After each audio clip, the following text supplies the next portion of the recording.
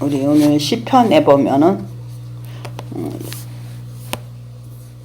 이 시편이나 구편 이것이 바로 같은 이야기로 많이 번복되게 나오는 것이 있습니다. 거기에 보면은 구편도 마찬가지로 시편에서 많지 이 세상의 권력자들, 힘 있는 자들이 사람들이 만물을 창조하시고 주인이신 하나님을 부인하고 있다고 말하고 있습니다. 그러면서 그들이 가난하고 약한 사람들을 괴롭힌다고 주장하고 있어요.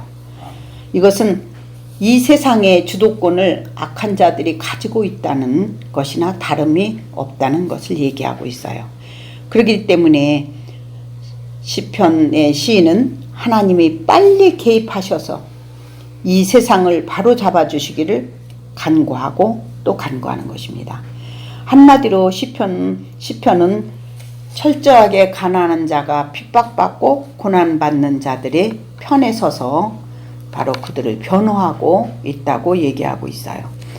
그들을 부당하게 괴롭히는 이 세상의 권력자들 또 공의로우신 하나님께 바로 그들을 고발하고 있는 것입니다.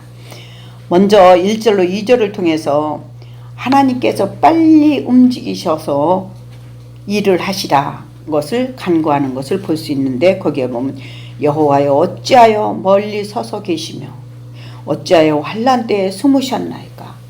인간이 보는 관점에서는 악이 그냥 만연하니까 숨어 있는 것 같은 거라. 하나님이 관여하지 않는 것 같이 보이는 것이에요.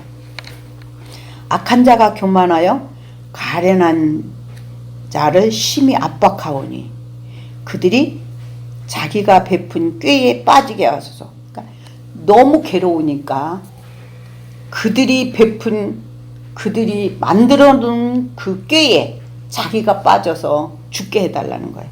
그러니까 너무 그 의인 가련한 자의 편에서는 괴로운 거라. 그래서 이 외침은 우리 불신앙에 의한 외침도 아니고 하나님께서 불의 앞에서 왜 숨어 있느냐고 비난하는 것도 아니에요. 이것은 신앙에 근거하여 주님께서 간구하신 것이며 주님께 간구한 것이며 더 이상 하나님 참지 말고 제발 이제 움직여 주시옵소서 때가 되었나이다 라고 얘기하는 것과 마찬가지입니다. 그러면서 악인들의 형태가 어떠한지를 적나라하게 고발하고 있는 장면이 바로 3절로 4절에서 얘기하고 있어요. 악인은 그들의 마음에 욕심을 자랑하며 탐욕을 부리는 자, 여호와를 배반하며 멸시하는 자, 그들이 바로 악한 자고 또한 교만하여 그들의 얼굴에서는 여호와께서 이를 감찰하시지 않는다 라고 얘기하며 그의 모든 세상이 바로 하나님이 없다 라고 주장하는 것입니다. 악인은 마음에 욕심을 자랑하는 자이며 또한 자신의 탐욕을 부끄러워할 줄 모르고 오히려 그것을 자랑하고 있는 자들을 말하고 있는 것입니다. 이러한 자가 바로 하나님을 멸시하고 배반하는 자라고 바로 이 시편에 다윗은 얘기하고 있습니다. 악인은 교만하여 여호와께서 자신을 감찰하시지 않는다고 말하며 자신의 모든 사상에는 하나님이 없다라고 주장하고 있다는 것입니다. 악인이 이렇게 교만하여 말하기를 하나님은 나를 안 관찰하니까 나의 그 사상, 나의 생각 속에는 절대 그런 하나님은 없다라고 주장하는 것입니다. 그런데 이 악인이 이렇게 교만할 정도로 자신 있게 말할 수 있는 이유가 바로 그들의 길이 아주 견고하고 평탄하다는 거예요. 악인이 잘못돼야 타당한 건데 그렇지 않다는 거예요. 그래서 악인 스스로 착각에 빠지게 되면서 이를 보고 있는 사람들을 그렇게 오해하게 만드는 것입니다. 5절로 6절에 보면 바로 그의 길은 언제 어디서든지 견고하고 주의 심판은 높아서 그에게 미치지 못한다. 그는 그의 모든 대적들을 멸시하며 그의 마음에 이르기를 나는 흔들리지 아니하며 대대로 환난을 당하지도 않는다 이거예요. 자기네들이 주장하고 사는 것에 하나님은 개야 안 하니까 언제든지 무궁하다는 거죠. 사람들이 가장 화나고 참기 힘든 상황이 무엇이라고 생각하십니까? 악한 일을 당했을 때일까요? 아니면 그 악인이 징벌을 받지 않는 것일까요?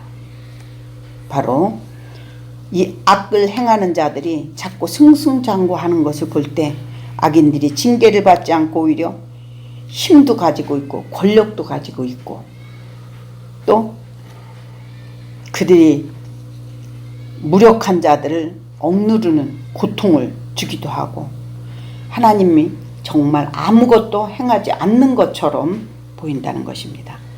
이러한 생각은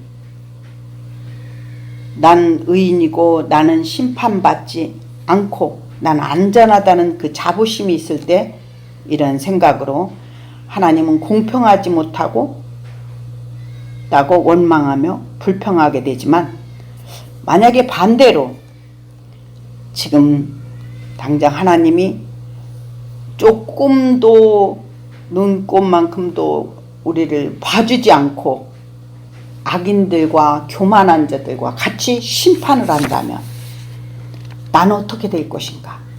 우리 한번 생각해 볼 수 있죠. 그렇게 된다면 지금 가장 참고 계신 하나님이 천만 다행인 것이고 만약에 그렇지 않다면 그런 생각이 안 들었다면 그는 자신은 의롭다고 주장하는 자이겠죠.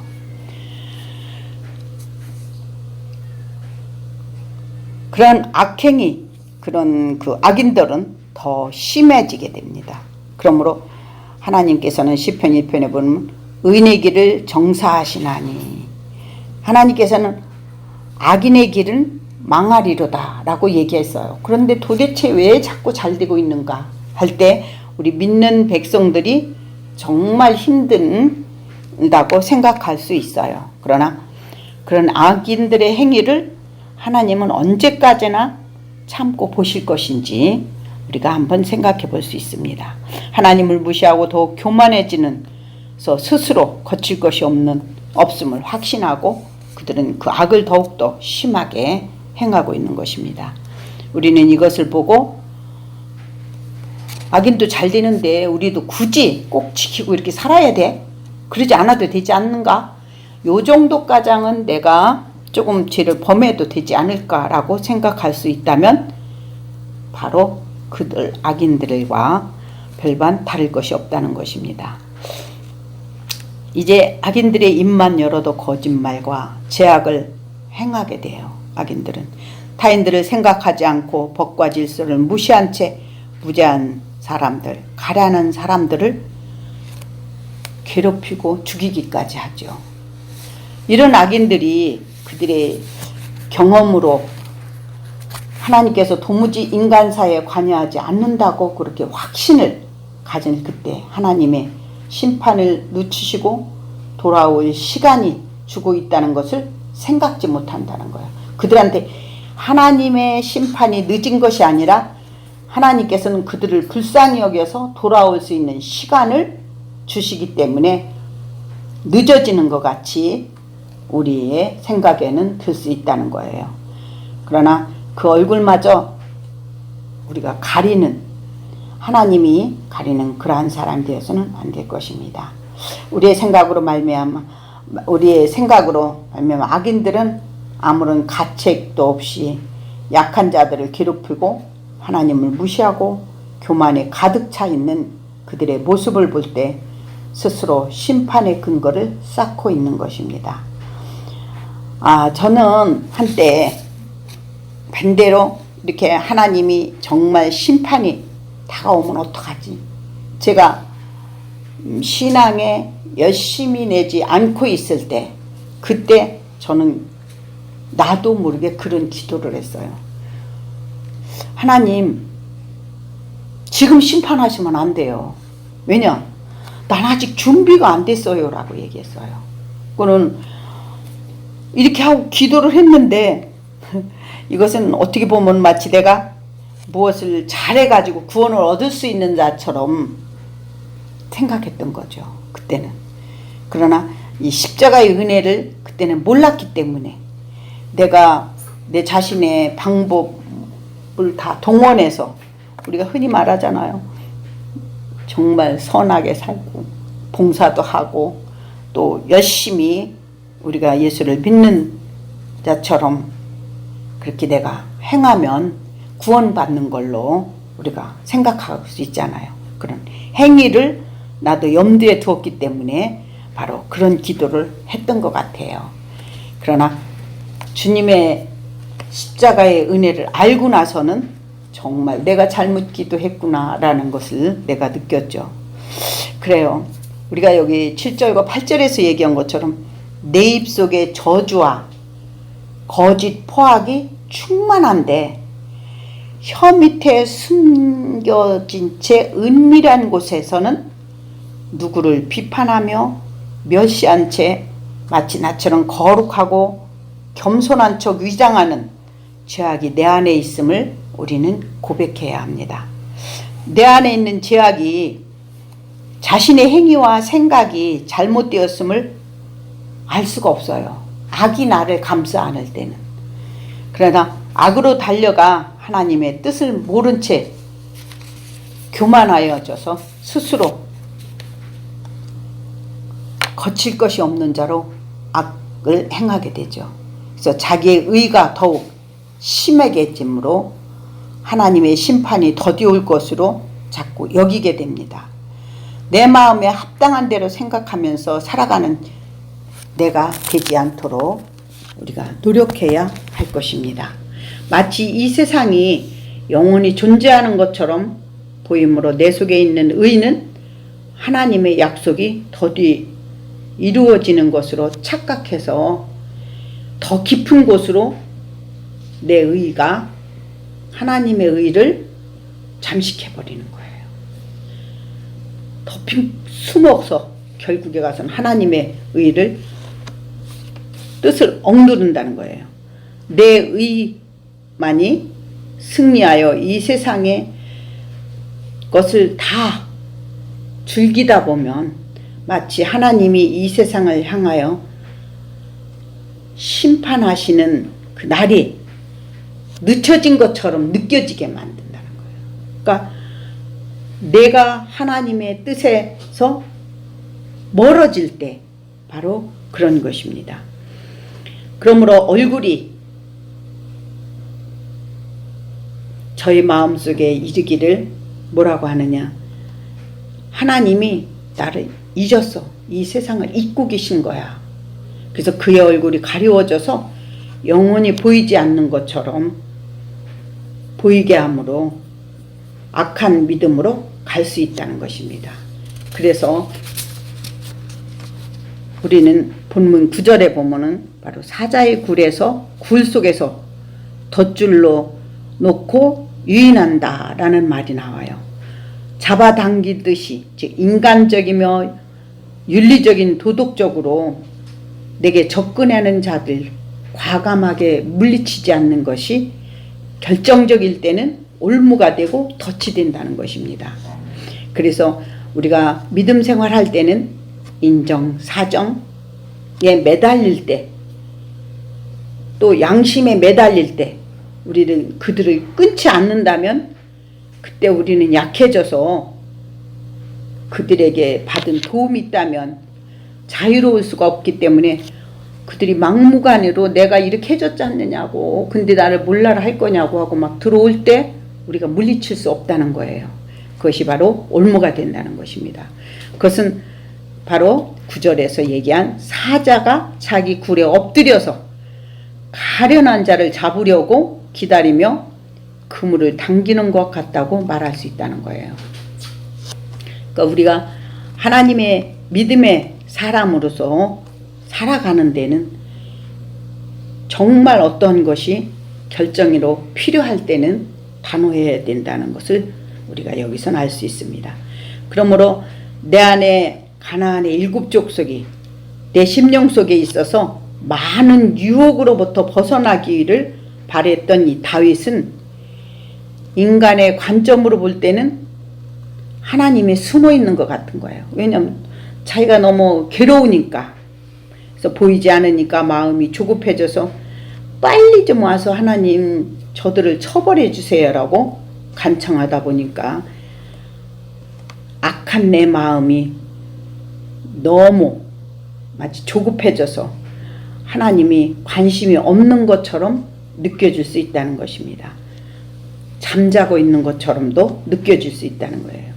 하나님이 은혜를 주시지 않으면 가난한 나는 살 수가 없어. 주님이 개입해 주시기를 늘 기도하면서 자신 속에 있는 욕망과 욕심 등을 모든 내 주위에 있는 것들로부터 구원해 주실 것을 바라면서 바로 2절에서 얘기한 악한 자가 교만하여 가래는 자를 압박하오니 그들이 자기가 베푼 꾀에 빠지게 해달라고 구하는 것처럼 구하죠. 하나님의 간섭과 인자하심이 있기를 바라던 다윗은 주님의 은혜에서 잠시라도 떨어지지 않으려고 그의 심령 속에서 어쩔 수 없는 아담의 후손임을 그는 느끼면서 예수 그리스도의 보혈이 아니면 구원을 받을 수 없는 자임을 고백한 것이 아닌가 생각해요. 그러므로 우리의 믿음도 주님의 나라가 가기까지 언제나 또 점검하고 또 점검이 필요합니다. 이스라엘이 가나안을 점령할 때 하나님께서 먼저 그들한테 얘기했어요. 너희들이 가나안을 점령하는 가는 동안에 어느 나라와도 조약을 맺지 말라고 그랬어요. 왜냐? 조약을 했을 경우에는 분명히 어려움이 닥칠 것을 알았기 때문에 그랬어요. 그런데 어땠습니까? 이스라엘이 점점 승승장구하는다 소리를 듣고 적은 나라에서 위장을 하고 찾아옵니다. 그래갖고 정말 누더기 옷에 몇 날 몇 달을 막 헤매고 온 것처럼 그런 행세를 하고 와가지고 우리와 같이 화친을 하자고. 그래갖고 우리는 이 옆에 있는 나라가 아니라 아주 먼 데 있는 나라다. 근데 소문을 듣고 왔다고. 그러면서 바로 조약을 맺을 것을 얘기를 했을 때 그 사람 자체를 보니까 정말 먼 데서 온 것 같은 거예요. 그래서 하나님이 하지 말라고 한 조약을 맺게 됩니다. 그리고 그들이 떠나서 그리고 다시 가나안을 향해서 점령해서 하나 둘 나라를 점령해 가는데 가보니 바로 그 나라인 거예요. 그래가면서 자기들이 조약을 맺은 그걸 내놓는 거예요. 그러니 거기를 다 진멸하라고 그랬는데 할 수 없이 된 거예요. 그러니까 이스라엘이 거기서 고통을 겪는 거예요. 왜냐? 이방 신들을 섬기는 그들이었기 때문에. 그래서 하나님께서 바로 가나안의 7족을 물리칠 때도 하나도 남기지 말고 어린 아이 가장이라도 다 쳐버리라고 한 거는 바로 그들 속에 잠재해 있는 그 우상인 인간의 방법이 그거는 어쩔 수 없이 살아나니까 다 없애라고 했던 것입니다. 그래서 하나님의 방법에는 항상 예스냐 노냐 네가 택해라 그것만 항상 얘기하고 있어요. 그래서 다윗은 12절에서 보면 여호와여 일어나소서 여호와여 손을 들으소서 하면서 강조에 강조를 더해요. 하나님께 부르짖는 것은 이 가난한 자 하나님의 의를 부르짖기에 너무도 비천하고 가난하게 보이는 자기 자신의 마음이 악인에 의해 점령당하지 않고 이 세상 신에게 자기 마음을 빼앗기지 않고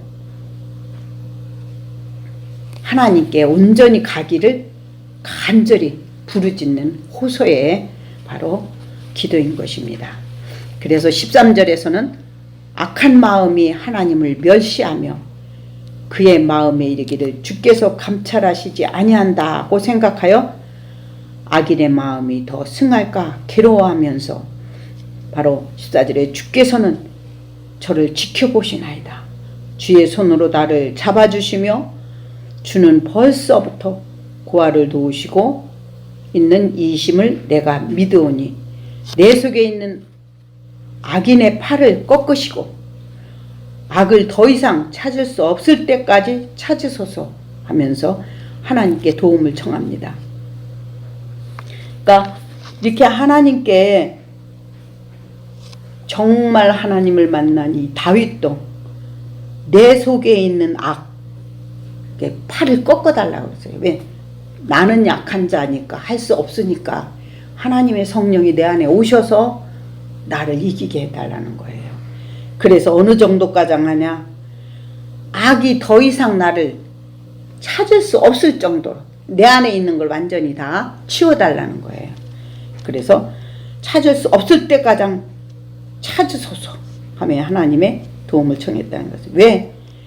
여호와는 16절에 보면 영원 무궁토록 왕이시니까 내 속에 있는 이방 나라들은 주의 땅에서 영원히 멸해 줄 것을 간절히 바로 기도하는 것입니다. 그러므로 그가 17절과 18절에 보면 세속에 물들지 않도록 주를 향하는 이들의 소원을 들어주실 것을 기도하면서 다시는 세상에 속한 자의 마음에 내 속에 다시는 들어오지 않도록, 그러니까 우리는 믿음에 위협하지 못하게 해달라는 건 내가 믿고 있지만 내 속에는 언제든지 그러한 세속적인 것들이 들어와서 나를 찾고 하나님 나라를 밀어내려고 한다는 거예요. 그러니까 그거에서 나는 할 수 없으니까 하나님이 오셔서 당신이 내 주인이니까 와서 해달라는 거예요. 사랑하는 여러분, 하나님께서는 고아와 압제당하는 자들을 위하여 이 세상을 심판하시려고 합니다. 그렇다면 세상에 속한 자들이 정말 누구입니까? 교만한 악인이 그러면 누구입니까? 하나님의 얼굴이 가려워졌다고 생각하는 말하는 사람이 누구일까요? 자신들이 사상에 도무지 여호와가 없는 자 같이 행하는 자가 누구일까요? 이들이 바로 내 마음속 혀 밑에 숨어있는 내 안에 의요, 자기 만족이요, 자기 자신의 자아가 아닌가 생각합니다. 이들은 내 속에 깊이 숨어 있어 좀처럼 드러내려 하지 않고 감추어져 있어서 하나님이 내 안에 치고 들어오지 않으면 드러나지 않는다는 거예요. 그리고 이 다윗처럼 날마다 주의 뜻이 무엇인지 감찰하시는 하나님께 맡기지 않는다면 숨어있는 이들이 나를 장악하고 삼켜버릴 수 있음을 우리는 기억해야 합니다. 이러한 내 속에 있는 가나안의 질족과 같은 악이 때로는 나를 가지고 놀 때가 있어요. 그것은 선하신 하나님의 법보다 내 마음의 악한 법과 짝꿍이 될 때 바로 들어맞아서 같이 맞장구 칠 때가 우리는 있다는 것입니다. 그러므로 다윗이 이 시편을 어떤 마음으로 가지고 이렇게 생각하면서 썼을까요? 우리가 그것을 생각하면서 이 시편은 하나의 감상이 아닌 내면의 믿음을 점검하는 계기로 삼을 때 예수님의 은혜의 십자가가 아래 숨기기를 바라면서 자기 자신이 마음이 얼마나 갈등을 겪으면서 승리할 수 있었는지를 잘 알려준다고 저는 믿고 있어요. 그래서 이 기쁨이 그가 그 예수님을 온전히 받아들였을 때 그의 입술에는 항상 찬미와 감사가 끊임없이 나왔던 것이었습니다. 그리고 이 시편은 다윗이 바로 귀로만 듣던 하나님, 욥이 발견한, 욥이 처음에는 귀로만 듣던 하나님을 만나고 나서 변했듯이 다윗도 자기가 그러한 죄와 많은 것을 겪고 나서 하나님을 만났을 때 절절한 기도가 바로 나온 것이 시편이고 또 찬송과 감사가 나온 것이 시편인 것입니다. 그는 주님의 깊은 십자가의 사랑을 깨닫고 알았던 거예요. 그래서 우리 스스로는 정말 견딜 수 없음을 항상 고백하면서 따르기를 염원했던 자이고, 우리에게 교훈을 주기 위해서 당신의 마음의 갈등을 악한 자로 표현한 거예요. 그 마음의 갈등들을 악한 자로 표현함으로 내면 속에 있는 자신의 갈등을 현실 속에서 싸우는 장면인 악인으로 생각했던 것입니다. 어떻게 보면 이 내용에서 선지자에서의 강하게 나타나는 메시아 왕국을 묘사와도 아주 비슷하다고 볼 수 있어요. 그것은 우리 안에 하나님의 나라가 이루어지게 되면서 하나님의 뜻, 하늘 아래서 이루어진 것처럼 이 땅에서도 이루어질 때 주의 왕국이 우리 안에 이루어지기를 우리도 기도해야 한다는 것입니다.